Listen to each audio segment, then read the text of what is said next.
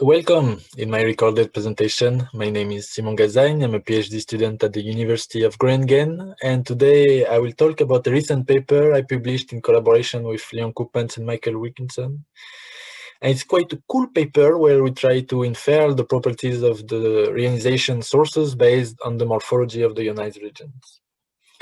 So in the context of using 21 centimeter observation to actually infer the astrophysics of reionization, a lot of works have focused on the power spectrum statistics that we know is already a reliable tracer of the different properties that we have in a reionization model. And especially Bradley Gregg and Andre Messinger have developed this 21 centimeter MC, so this Markov-Chain Monte Carlo analysis tool that you can use with the power spectrum and with different interferometer to explore what kind of constraints you can set on the astrophysical parameters of a given reionization model.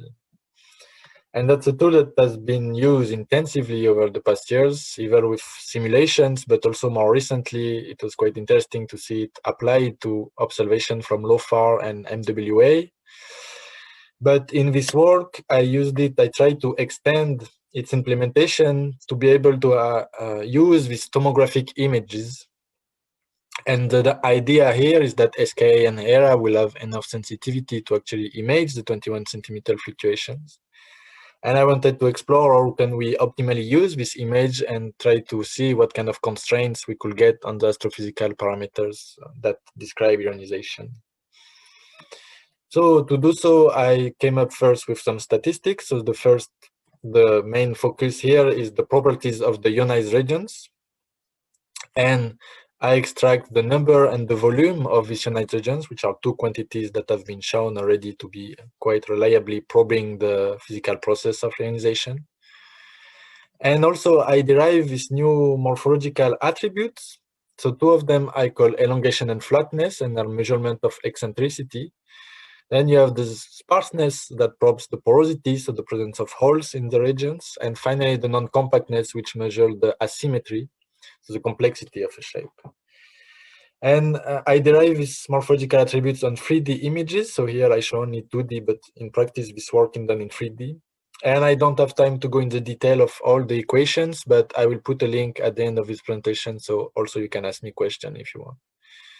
So my idea from here was to include the statistics in a Bayesian inference framework. And to do so, I took the basic implementation of 21 centimeter MC. So originally 21 centimeter MC was built with this very simplistic reionization model that assumes that three parameters describe reionization: the ionizing efficiency of the sources that we assume constant, the minimum virial temperature, so the mass of the halos that form these sources, and finally the mean free path of the ionizing photons, so how far can ionizing photons travel in the IGM. And on the top of this, we also include some instrument characteristics. So we took the configuration of SK1 law, and we assume that we have at least 1,000 hours of observations. To test this Bayesian inference framework, we created two mock observations that have been introduced in a paper from Andre Messinger. And these two mock observations are based on a universe that is dominated by faint galaxies during the epoch of reionization. So a lot of individual sources, but with a low ionizing efficiency. And the second model is a bright galaxy model. So on the contrary, we have a fewer number of sources, but we have also these sources have a very large ionizing efficiency, so much more efficient in ionizing the hydrogen. And the methodology that we use is that we combine observation at three different redshifts, 10, 9, and 8, and we extract the tomographic statistics on the fly during the inference. And the statistics are extracted from the noisy low-resolution images. And we do that using DiscoFan, which is an image processing method I developed. And finally, to compare during the inference the mock observations to the model, we implemented these likelihood functions that compare the number and the morphological properties of the ionized regions in the different data sets that we compare. So this is for the framework. I will go directly now to the results, and I will focus only on the result for the faint galaxy mock observations. So the fiducial parameters are indicated with the dashed white lines. And here you have the constraints that we were able to set on these parameters based on the tomographic statistics that we implemented. And you can see that we are able to recover quite well the ionizing efficiency here of the sources in the observation, and also the minimal virial temperature, so the mass of the halos that form these sources. It's a bit more complicated for the mean free path of the ionizing photons, this IgM property that basically affects mostly the large scales. And in our experiment, we used this relatively small box size. So we are heavily affected by cosmic variance, and because of this effect and also other complications, we cannot really constrain properly this parameter. But the main idea from this picture is that this tomographic statistics, this number and morphology, can be used as an alternative approach to the power spectrum to do the same kind of work, to try to recover the properties of the ionizing sources. What we did from here is we actually compared to what kind of constraints we get compared to the power spectrum statistics. So in blue, you have the same work done with the power spectrum observations. And you can see only on this panel that this power spectrum had this much tighter constraint around the fiducial parameter. So it's much more precise in recovering the properties of the ionizing sources. And because of this, it also raised the question whether these tomographic statistics are useful to do that kind of work, because it seems that the power spectrum statistics in the end performs better for the same application. But I will show you an example where these tomographic statistics can actually be useful. And the idea here is that when we do 21 centimeter observation, we don't only observe the 21 centimeter signal, but we have a lot of contaminating foregrounds, either from galactic or extragalactic emissions, that are a few order of magnitude brighter than the signal that we want to image, and that we need to remove from our observations. And in the previous test that I showed, with foreground removal, we assumed that it was perfect.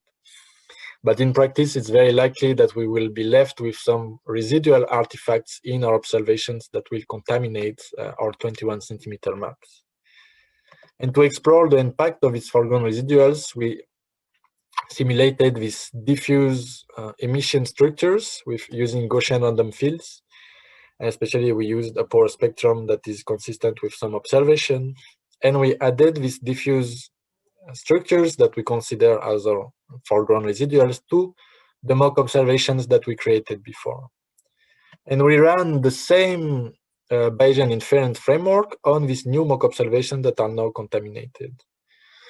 And we compared the constraints set by the power spectrum and the constraints set by the tomographic statistics. And I will again focus only on these panels that shows the constraint 2D for the ionizing efficiency and the minimum virial temperature. And what you can see here is that the power spectrum constraints are much more biased. It's much more further from the true fiducial parameters. While when we use this tomographic approach, we are still more accurate and within 2 sigma of the true parameters that we had originally.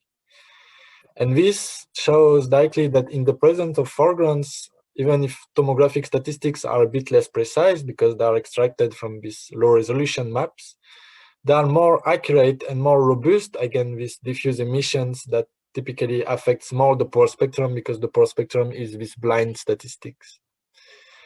And this result is mostly to convince you that we need to actually combine both. It's not like tomographic statistics will replace the power spectrum. It's the combination of both that will tell us that if the constraints that we get are consistent, that we can be confident in our analysis.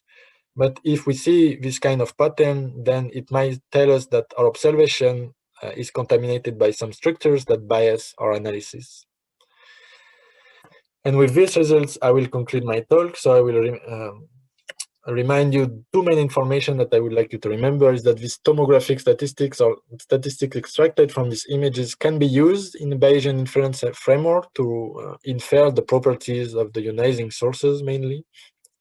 But more importantly, for future survey with SKA, what we think is that it's really the combination of both the power spectrum and the tomographic analysis that will help us to more accurately and more optimally infer the physical process that happened during ionization. And for all the details that I did not have time to go into, I put here the link to the paper. You can also ask me questions on Slack or by email if you see this presentation after the conference. and I will be happy to discuss all of this with you. So thanks a lot, and goodbye. Thanks a lot and goodbye.